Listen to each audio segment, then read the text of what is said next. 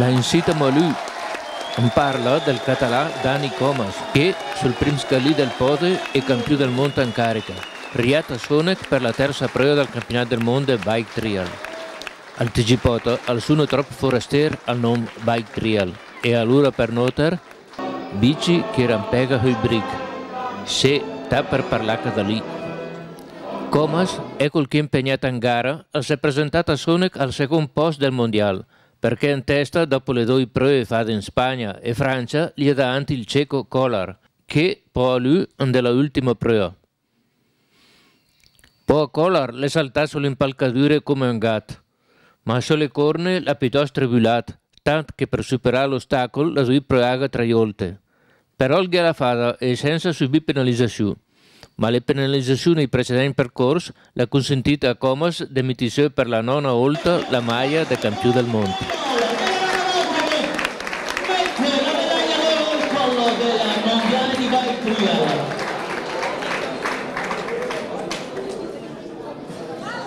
La verdad que muy contento por el resultado, ha sido una gran competición, sobre todo complimenti alla organizzazione perché è una bella gara, molto contento, no, per il risultato finale.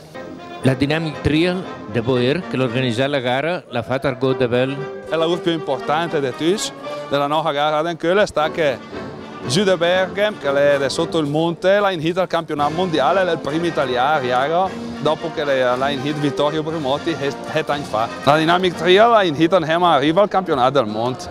Riva, un ced di 14 anni, poi lui campione del mondo della sua categoria, ecco con la maglia del campione del mondo. Al gara le ambizioni, da Roma ID. Come MSU sarà sicuramente diventare il campione mondiale degli elite, però ancora molta strada da fare e ci impegneremo per raggiungerlo.